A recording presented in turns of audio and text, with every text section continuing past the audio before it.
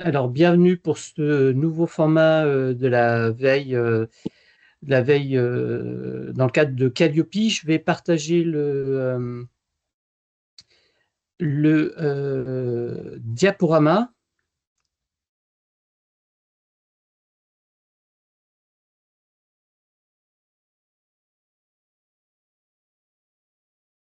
Et voilà, normalement, vous devriez l'avoir en visio.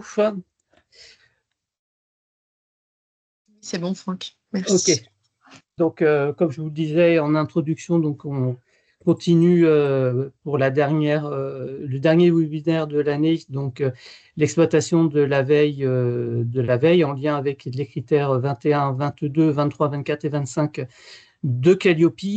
Petite information, mais on aura certainement l'occasion d'en parler sur l'année 2026. Le manuel de certification Calliope va passer en version 10 avec des modifications. Alors concernant la veille, aujourd'hui, je ne sais pas s'il y aura des modifications sur la veille, mais en tous les cas, sur l'année 2026, il va y avoir quelques modifications sur des éléments de preuve pour Calliope et avec une certification qui sera accentuée pour les centres de formation d'apprentis.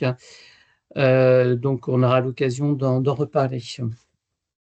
Donc, juste aussi pour rappel, si les personnes extérieures ou internes au pôle formation recherche souhaitent partager des informations ou présenter une veille, ils peuvent nous en faire part en m'adressant sur mon adresse mail la demande, sachant que Régine de Carville, qui était notre documentaliste, a quitté la fondation. Donc, pour le moment, on reprend la veille sans Régine. Alors, nous allons commencer par le critère 5, indicateur 23. Je vais laisser Jean-François présenter la première veille.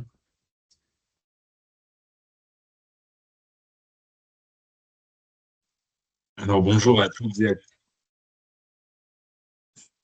bonjour à tous. Je recommence. Bonjour à toutes et à tous. Donc effectivement, merci Franck pour cette introduction. Donc en ce qui concerne l'apprentissage, on voit qu'il y a différentes choses, donc notamment maintenant sur les conventions de formation, enfin toutes les conventions de formation, y compris celles qui ne sont pas par apprentissage, doivent figurer dans le cadre des formations, la quotité de formation en distanciel, tout en sachant que pour les CFA, si cette quotité de formation en distanciel représente plus de 80% du temps de formation théorique, il y a un abattement sur ce qu'on appelle le coût contrat. Voilà, ça c'était le premier élément. Donc, est-ce que vous avez des questions là-dessus? Bon, a priori, c'est l'autre diapo, ça? Ouais. Ah, d'accord. Par ailleurs, il est prévu aussi, outre sur le financement des contrats d'apprentissage. Avant, il y avait une règle qui disait que tout mois de formation commencé était dû. Aujourd'hui, on est sur une proratisation au nombre de jours exacts du contrat. Donc, parce qu'il y avait des CFA qui optimisaient, hein, c'est-à-dire qu'ils faisaient commencer leurs apprentis le 28 du mois, ils touchaient un mois complet, ils les faisaient terminer le 2 d'un mois, ils touchaient un mois complet. Donc, évidemment, ça faisait 2 mois pour les financeurs à verser, alors qu'il n'y a pas eu 2 mois de formation. Donc, aujourd'hui, on est passé sur proratisation au jour le jour. Voilà. Alors, je crois que j'ai inversé les trucs. J'ai lu, ça, c'était la première. OK. Et puis, qu'est-ce qu'il y a d'autre? Ben, voilà. Bon. OK. Merci. Donc, je vais poursuivre par rapport à la veille réglementaire. Hop. Donc, deux éléments que je souhaitais vous partager. Le premier élément qui concerne l'arrêt du 3 juillet 2025, qui va concerner en fait la validation des acquis de l'expérience, puisqu'il y a des modifications réglementaires sur le parcours des personnes qui rentrent dans un dispositif de VAE, validation des acquis. Les missions de l'architecte accompagnateur de parcours, donc qui est le titre officiel des personnes qui sont en charge d'accompagner les personnes sur le dispositif VAE, ont des compétences qui sont aujourd'hui renforcées. Donc, il y a la possibilité pour les architectes accompagnateurs de faire des propositions de formation complémentaires dans le cadre du parcours de formation. Il y a aussi, et ça c'est assez intéressant, la possibilité pour la personne qui rentre dans ce dispositif de pouvoir avoir des périodes de mise en situation en entreprise, bien évidemment en lien avec la certification visée. Et ce qui est assez intéressant, puisque précédemment, sur les parcours VAE, il n'y avait pas cette possibilité. Et aujourd'hui, la possibilité d'intégrer un stage avec des objectifs très spécifiques va permettre de renforcer les compétences attendues dans le cadre de la certification. Il y a aussi la possibilité pour l'accompagnateur de parcours de participer aussi au choix à la fois des formations qui viennent renforcer le parcours VAE, mais aussi de valider les stages qui seraient proposés par le professionnel qui intègre ce parcours. L'autre élément aussi qui change par rapport aux missions de l'architecte, c'est l'obligation d'informer le candidat sur la constitution du jury, sur les modalités de sélection orale et aussi sur les dates prévisionnelles de passage devant le jury de certification, alors qu'auparavant, il n'y avait pas cette nécessité. L'autre élément qui est aussi important pour les personnes qui intègrent maintenant le parcours VAE, c'est l'obligation pour l'organisme qui accompagne dans le dispositif d'informer sur les différents types de financement en lien avec la VAE. Et enfin, le dernier point, qui est aussi un point très important, il y a aujourd'hui un suivi post-jury, puisqu'auparavant, il n'y avait pas de continuité post-diplomation ou pas de continuité lorsque la personne ne validait que partiellement la certification. Aujourd'hui, il est proposé, alors c'est, je dirais pas que proposé, mais c'est un peu imposé par le décret, de fixer des rendez-vous pour envisager la suite du parcours professionnel après la proclamation des résultats. Donc, on voit que l'émission en fait, de l'architecte accompagnateur de parcours, à travers ce décret, vient se renforcer. Le deuxième élément que je souhaitais partager avec vous, donc qui concerne là pour le coup la certification Calliope, j'ai trouvé un article qui est paru le 29 mai dernier, donc qui a été rédigé par ICPF Certification, qui est un organisme de certification et qui délivre entre autres la certification Calliope et qui nous fait connaître une nouvelle réglementation à partir du 1er janvier 2026 qui s'appelle la visite de confirmation. En fait, il s'agit de quoi? Il s'agit de la possibilité que le COFRAC a. Donc, le COFRAC, c'est le Comité français d'accréditation. C'est-à-dire que le COFRAC vient apporter une appréciation sur les organismes certificateurs. Donc, il vient donner le quitus ou pas aux prestataires de certification pour pouvoir délivrer une certification. Et là, le COFRAC va pouvoir diligenter des visites de certification auprès des organismes certificateurs. C'est-à-dire que lorsque le COFRAC aura connaissance que des organismes certificateurs sont un peu, entre guillemets, légers dans l'attribution de leur certification, ils pourront venir faire des contrôles sur site, soit directement chez le certificateur, soit directement chez le client, pour voir si l'audit s'est réalisé de manière robuste. Donc, à partir du 1er janvier 2026, en fonction des résultats et en fonction de doutes qui pourraient être émis par le COFRAC, il y aura la possibilité d'un double contrôle par le COFRAC directement, soit chez le client, soit chez l'auditeur.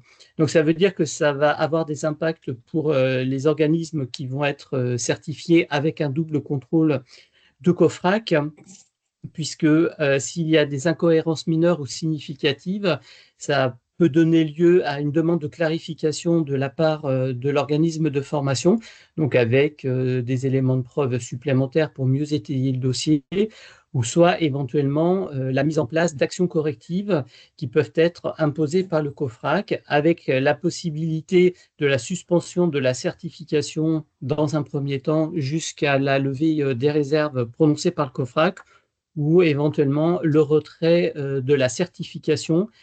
Et ça veut dire que là, pour le coup, ça peut avoir des impacts majeurs pour les organismes de formation qui perçoivent des fonds publics ou des fonds mutualisés.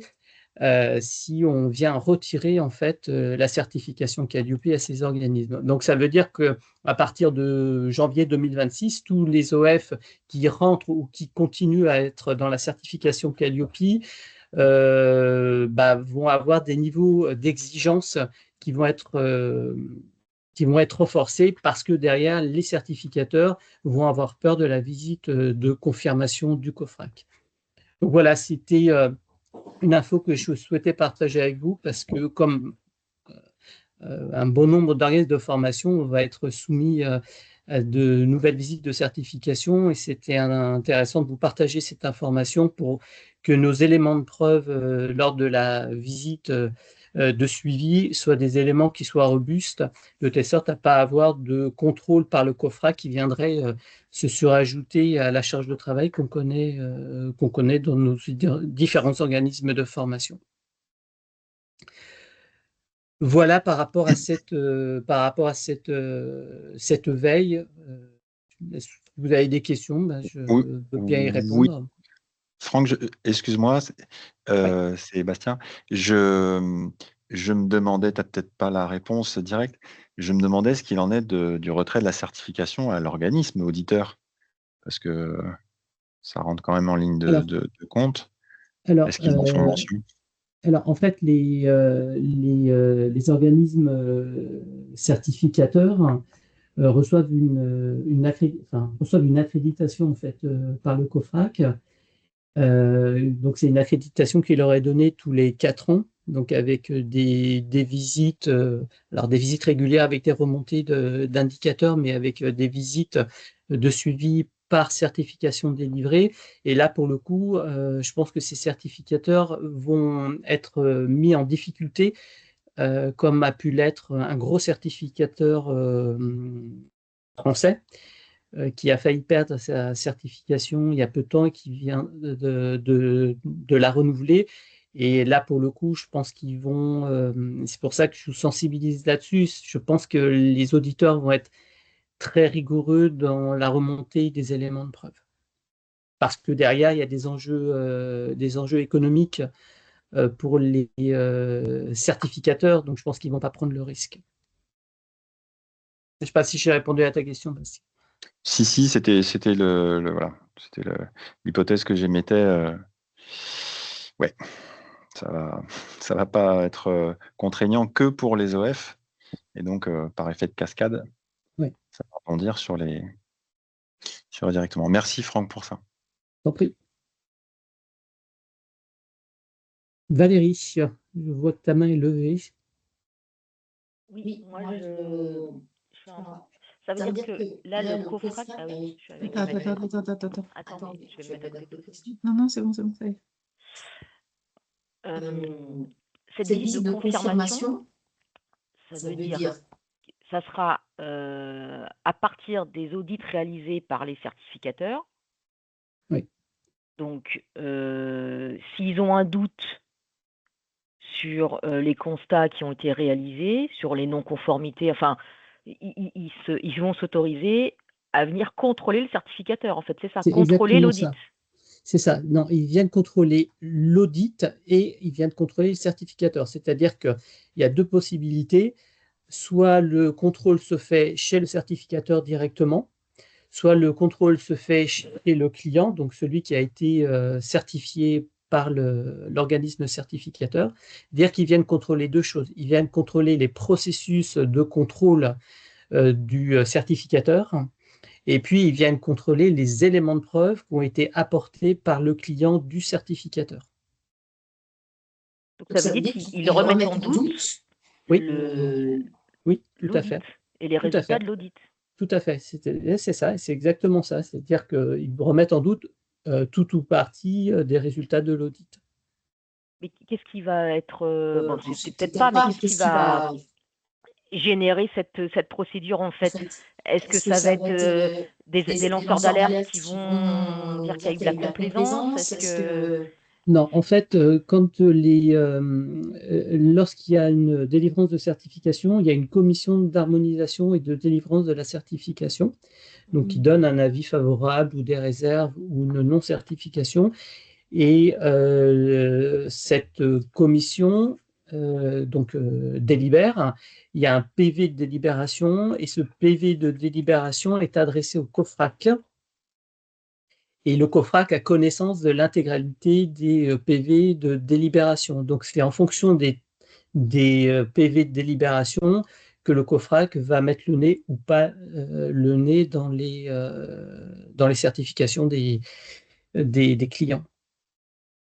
donc oui, s'ils voient des incohérences dans les PV Ouais. faits par le même certificateur, etc.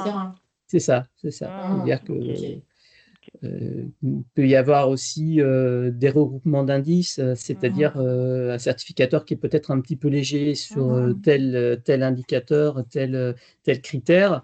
Lorsqu'ils colligent tout ça, il y a un moment, ils vont venir mettre leur nez dedans. Ouais, bah, dis donc, s'ils contrôlent les contrôleurs, ça va être une usine à gaz.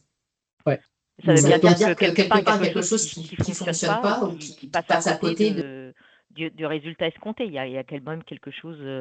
S'ils sont comme ça, c'est qu'il y a des audits et des auditeurs qui ne sont pas à la hauteur de la responsabilité ou de ce qu'on attend d'eux. C'est surprenant, je trouve. Hein, mais... Alors, en fait, il y a deux éléments de réponse dans ton observation. Le premier, c'est que c'est en lien avec le Code du travail, puisque le Code du travail permet en fait, justement ces contrôles. Et puis, le deuxième niveau, c'est qu'en fait, le COFRAC s'est rendu compte que les certificateurs qui délivraient des certifications, notamment la certification Calliope, n'avaient pas tous de qualification et d'expertise dans le domaine. Donc, c'est la raison pour laquelle aujourd'hui, il est obligatoire pour les auditeurs, en tous les cas, je parle de l'audit Calliope, d'avoir une qualification en lien avec de la qualité ou de l'ingénierie de formation, enfin, en sciences de l'éducation et de la formation, on va rester plus large, et puis d'avoir une expérience dans le domaine, ce qui n'était pas du tout le cas auparavant. Okay. Si je peux me permettre, j'ajouterais que ça va dans le sens de ce que la Caisse des dépôts met en place aussi en termes d'audit. La qualité de la formation qui est voulue par Calliope depuis 2018, elle était tellement pas au rendez-vous qu'on a inventé un autre processus d'audit par la Caisse des dépôts, puis par les OPCO. Ça veut bien dire ce que ça veut dire. Historiquement, on se rappelle qu'en 2018, il y a eu en gros un appel d'offres qui a été lancé par l'État pour avoir des organismes certificateurs. Et il y en a plein qui se sont jetés sur l'aubaine et qui clairement n'étaient pas du tout préparés à ça, mais qui, comme plein d'OF qui sont créés, qui n'étaient pas non plus des OF dignes de ce nom, entre guillemets.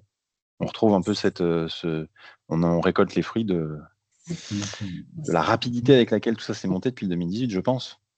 Oui, tout à fait. Et puis avec un référentiel qui, pour la V10, enfin, je suis dans un groupe de travail qui va être moins lié au processus, mais qui commence maintenant à intégrer la pertinence de la formation ou les contenus de la formation, ce qui va commencer à changer un certain nombre de choses. Parce que de 2019, on va dire, Calliope, il a commencé en V1 en 2019 jusqu'à aujourd'hui, on est vraiment sur du processus et on n'est pas sur de la pertinence et sur du contenu, ce qui fait qu'en fait, il suffit d'avoir des processus bien rodés.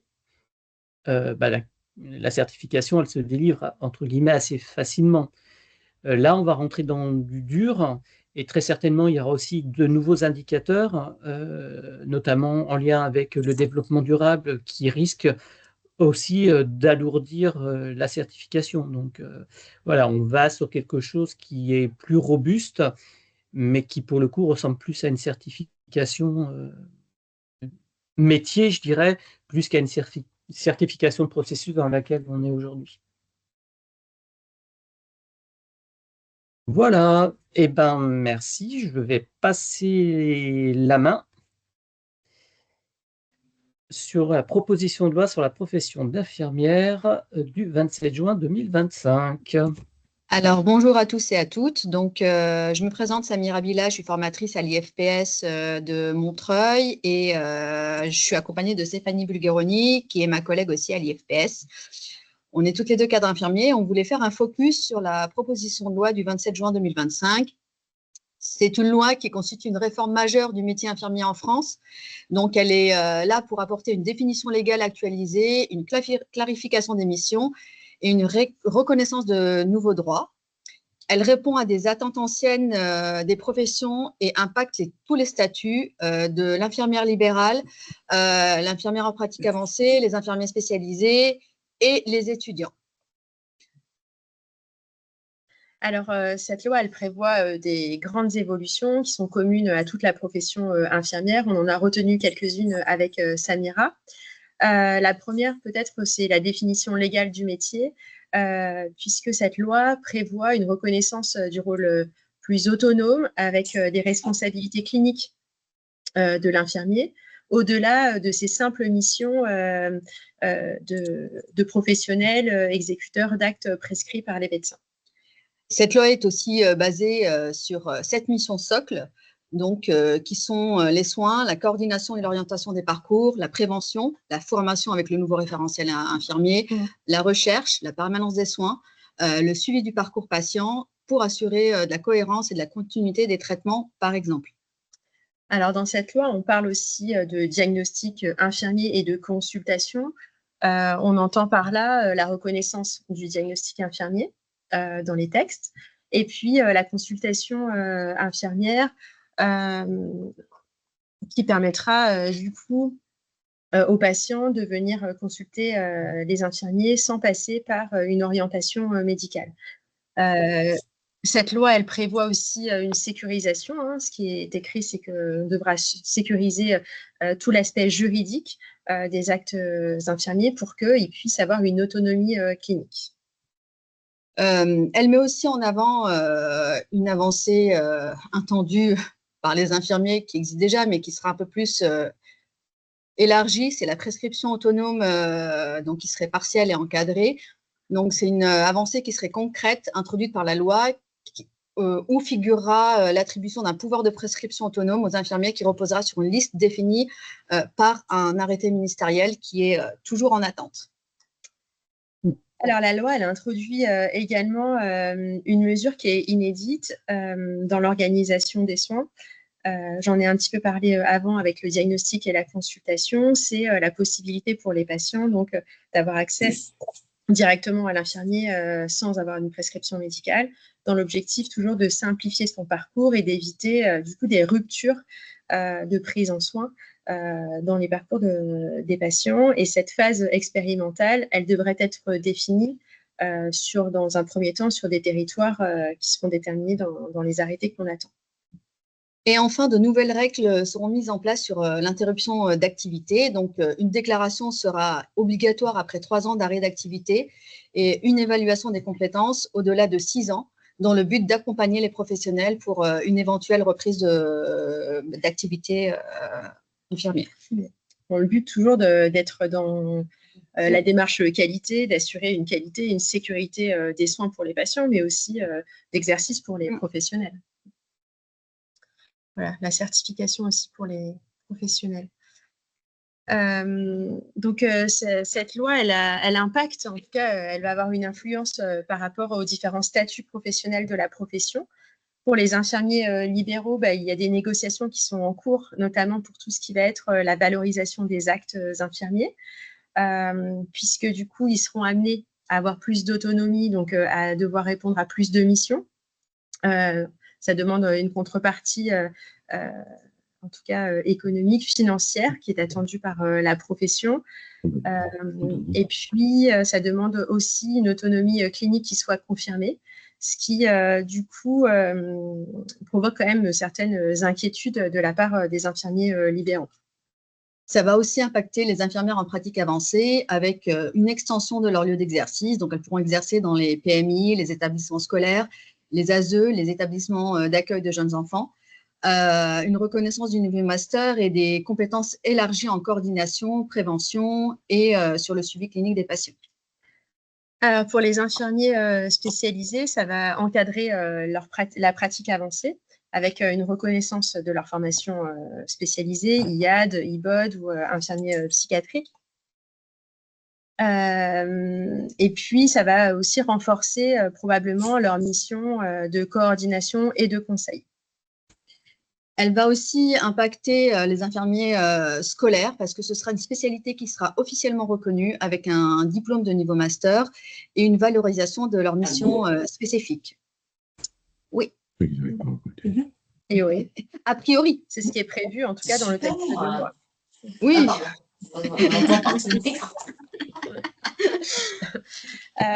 Et puis, ce texte de loi, en fait, il crée officiellement le statut d'infirmier coordinateur, encadrant les missions de coordination, notamment dans les EHPAD, les MAS, les femmes ou d'autres structures sanitaires et sociales. Et enfin, cette loi va mettre en œuvre un nouveau référentiel de formation qui avait déjà été reporté et qui normalement devrait être mis en œuvre à partir de septembre 2026 avec l'intégration de nouvelles compétences telles que le diagnostic, la consultation et le leadership au cursus infirmier. Ouais, dans le but de répondre justement à ces nouvelles orientations décrites par la loi. Voilà, alors cette loi, elle a été promulguée à l'unanimité le 28 juin dernier. Mais à ce jour, en fait, on attend toujours la publication des arrêtés et des décrets d'application qui vont définir concrètement les grandes lignes, comment les mettre en œuvre. Voilà. Ce qu'il faut retenir de cette loi, c'est que les statuts d'infirmiers vont être plus reconnus, des reconnaissances qui étaient attendues depuis longtemps, je pense, dans la profession, et qu'il y a des négociations qui sont en cours, notamment pour tout ce qui concerne le cadrage de l'autonomie, voilà, qui va être attribuée aux infirmiers sur tout ce qui est prescription médicale, consultation de patients en direct sans avoir une orientation médicale, rémunération, valorisation des actes. Et puis, ça nécessite aussi d'être, en tout cas, un cadrage juridique plus important de la profession.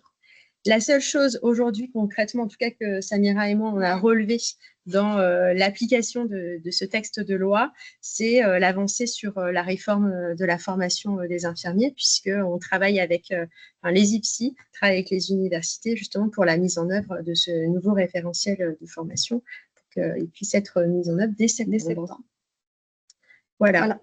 Merci. Est-ce que vous avez des questions par rapport à ce texte de loi? Est-ce que vous en savez plus, vous, peut-être à différents niveaux, sur l'avancée des arrêtés? Ou est-ce que... Non, vous pensez Emmanuel? Oui, moi, je ne sais rien du tout. J'ai juste une question sur l'histoire de l'interruption d'activité. C'est pour d'activité clinique, c'est ça? Oui. Ouais. Donc, ça veut dire que toutes les infirmières qui vont en formation, cadre, etc., il y aura, si elles veulent, en fait, il y aura le retour à la clinique va être encore plus encadré, c'est ça? En fait, ce que prévoit la loi, en tout cas ce qu'on en a compris, c'est que si les professionnels n'ont pas exercé, les infirmiers n'ont pas exercé pendant un certain temps, 3 ans, la loi prévoit qu'il y ait un accompagnement de retour à l'emploi à travers des formations. Si au-delà de 6 ans d'interruption clinique, du coup, la loi prévoit qu'il y ait des formations même obligatoires avec une certification entre guillemets de compétences avant de pouvoir reprendre son activité. Et il en était déjà question à un moment où on disait que le DE ne serait plus un DE à vie et où les infirmiers devraient se remettre à niveau et pas avoir l'obtention d'un diplôme d'État à vie et pratiquer être infirmier toute sa vie sans avoir une remise à niveau, par exemple, toutes les 3-5 ans. Mais ça n'a jamais été mis en place. Je pense que c'était sorti il y a, arrête-moi Franck si je raconte des bêtises, en 2020. C'est une réglementation qui est sortie en 2023 23, voilà. Aujourd'hui qui n'a pas été mis en œuvre, hein, tout simplement, voilà, parce qu'il y a des problèmes avec l'ordre, etc. En tous les cas, dans la profession médicale, cette obligation de certification, enfin de renouvellement de la certification est obligatoire. Alors, en fait, ce ne sont pas des examens que passent les étudiants, hein. Ce sont des formations obligatoires type DPC, développement professionnel. Et après, ça pose la question de la survivance, je ne sais pas si c'est le bon mot, mais en tous les cas, de l'Agence nationale du développement professionnel continu, puisque ça va être certainement très redondant, parce qu'ils avaient en partie ces missions. Donc, je fais l'hypothèse que la NDPC risque de disparaître. Parce que qui serait censé les mettre en place, ces formations, ces certificats? Alors, en fait, c'est l'employeur qui devra normalement s'assurer que les professionnels aient suivi dans l'intervalle des 6 ans, entre le moment où les professionnels ont obtenu la certification et le moment où ils doivent suivre ces actions de formation, qui sont des actions de formation très orientées qualité et sécurité des soins. Et après, reste la question de qui les enregistre. Alors, c'est l'employeur qui va porter ça, mais après, qui les enregistre? Est-ce que c'est l'Ordre national des infirmiers ou est-ce que c'est une autre instance qui va les... Donc là, c'est de la discussion, mais personne ne veut vraiment gérer le truc. Donc, j'ai une dernière question avant, Guylaine, excuse-moi. On connaît le pourcentage d'infirmiers et infirmières qui reviennent au bout de 3 ans, 6 ans? On connaît le pourcentage d'infirmiers qui partent au bout de 3 ans, c'est énorme. Ça, oui. Ceux qui reviennent, Ça va leur donner envie en plus de ça. Ah bah non, mais c'est... Enfin, On va demander un sondage. normal, mais c'est... Ouais. Non, je ne pense pas que ce soit chiffré. Guylaine. Oui, excusez-moi, j'ai un nouvel ordinateur depuis là ce matin, donc j'ai pas encore mis les paramètres de la caméra qui se fait pas automatiquement et j'arrive pas à trouver. Juste pour la petite histoire, il y a les CNP qui sont les conseils national des professions, enfin que ce soit infirmiers, puéricultrices, sages-femmes, médecins, etc. En fait, c'est leur mission aussi de travailler sur la formation, la proposition en lien avec la NDPC, justement sur les axes des formations pour tous les professionnels de santé. Et moi, j'ai vu du côté des puéricultrices déjà, en effet, des heures et des heures de travail sur des propositions de formation qui sont après proposées aux instances concernées. Et en effet, c'est resté en stand-by. En tout cas, les CNP, c'est une de leurs missions. Et les CNP, en fait,